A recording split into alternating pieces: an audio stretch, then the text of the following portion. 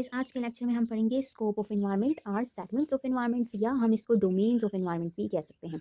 Environmental biology का topic है ये, जिसको हम एनवायरमेंटल बायोलॉजी में भी पढ़ते हैं। Main and has environment geography की बुक है, वहाँ पे भी पढ़ते हैं। और भी बहुत सारे सब्जेक्ट्स में ये आपको इसका ये टॉपिक दिया हुआ होता है, जैसे कि हमारे बॉटनी में भी ये है।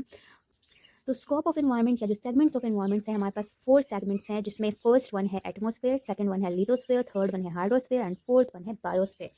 अब हम वन बाय वन इसको पढ़ेंगे कि एटमॉस्फेयर क्या है, लिथोस्फेयर क्या है, हाइड्रोस्फेयर क्या है एंड फिर बायोस्फेयर क्या है। तो पहले पढ़ते हैं एटमॉस्फेयर को। एटमॉस्फेयर जो है ये हमारे पास क्या है, protective blanket of gases surrounding the earth. ये हमारे पास गैसेस की एक लेयर है जिसने सराउंड किया होता है किस चीज़ को, हमारे अर्थ को।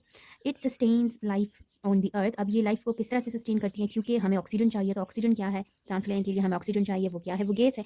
तो इसी एटमॉस्फेयर में हमारे पास ऑक्सीजन मौजूद होता है। इस तरह से हमें नाइट्रोजन की भी ज़रूरत होती है, हम कार्बन डाइऑक्साइड को एक्सहेल करते हैं। सारी चीज़ें कहाँ पे मौजूद होती है, एटमॉस्फेयर में। या जो आपका ओजोन लेयर है वो भी कहाँ पे मौजूद होता है, एटमॉस्फेयर में। तो अर्थ के इर्द गिर्द जितनी भी गैसेस हैं जिसने प्रोटेक्ट किया है, जो प्रोटेक्टिव ब्लैंकेट है गैसेस का जिसने सराउंड किया है अर्थ को, वो है एटमॉस्फेयर। अब ये क्या करती हैं कि एब्जॉर्ब करती हैं most of the cosmic rays from the outer space and a major portion of the electromagnetic radiation from the सन।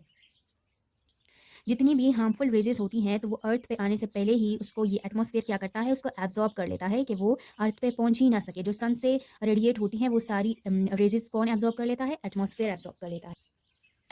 फिर ये ट्रांसमिट करता है कौन से रेजेस को, ये ट्रांसमिट करता है ओनली विजिबल वेव्स को, जो कि 300 नैनोमीटर से लेकर 250 नैनोमीटर के बीच में होती हैं, ठीक है। फिर हमारे पास ये जो एटमॉस्फेयर है ये सिर्फ उन्हीं रेजेस को ट्रांसमिट करती है या उन्हीं वेव्स को ट्रांसमिट करती है अर्थ के साइड पे, जो कि विजिबल वेव्स होती हैं, जो 300 नैनोमीटर से लेकर 2500 नैनोमीटर के बीच में होती हैं, ठीक है।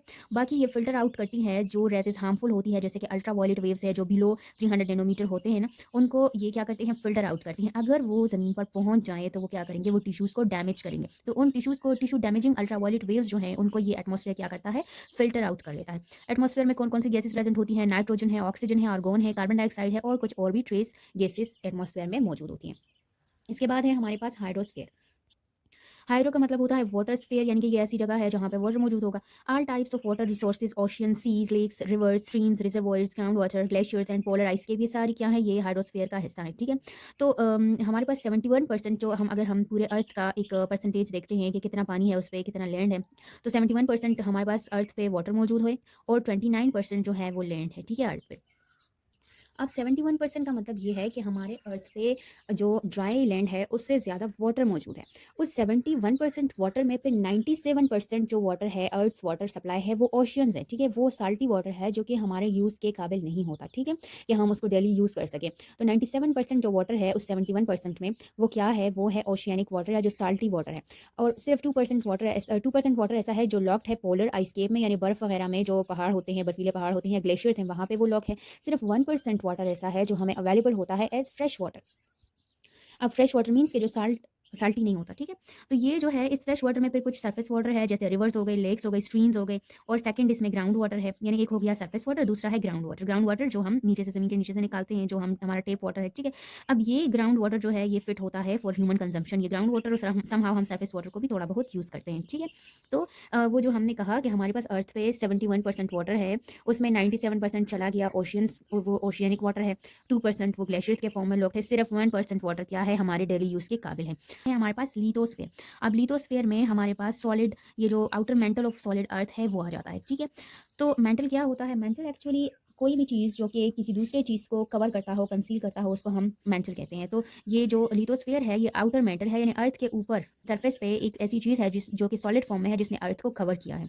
यहाँ पे मिनरल्स भी मौजूद होते हैं क्रस्ट में, ये जो अर्थ का क्रस्ट होता है उसमें मिनरल्स मौजूद होते हैं, क्रस्ट लेयर है, ठीक है, और सॉइल भी मौजूद होता है। एग्जाम्पल यहाँ पे यानी कौन कौन सी चीज़ें प्रेजेंट होती हैं, यहाँ पे लिथोस्फेयर में आपको मिनरल्स मिलते हैं, ऑर्गेनिक मैटर मिलता है, एयर मिलता है और वाटर मिलता है। ओके, लास्ट सेगमेंट है, लास्ट डोमेन ऑफ इन्वायरमेंट जो है वो है बायोस्फेयर।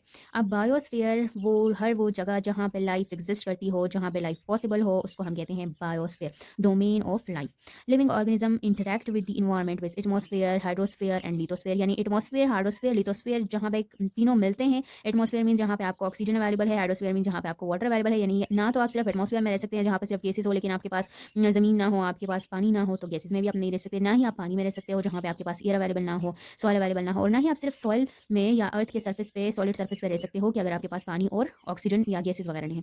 तो लाइफ वहीं पे एग्जिस्ट करती है जहाँ पे एटमॉस्फेयर, हाइड्रोस्फीयर, लिथोस्फीयर और तीनों कंबाइनली आपको एक जगह प्रोवाइड करती हो। वहाँ पे क्या होगी, ये तीनों जहाँ पे मौजूद होंगे वहाँ पे लाइफ पॉसिबल है। और वो ही जगह हमारे पास क्या है, वो है biosphere.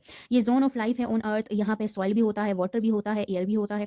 Consist of living organisms and dead organic matters. यहाँ पे लिविंग ऑर्गेनिजम्स भी मौजूद होते हैं, डेड ऑर्गेनिक मैटर भी मौजूद होता है, प्लांट्स भी होते हैं और ह्यूमन बींग्स भी यहाँ पे रह सकते हैं।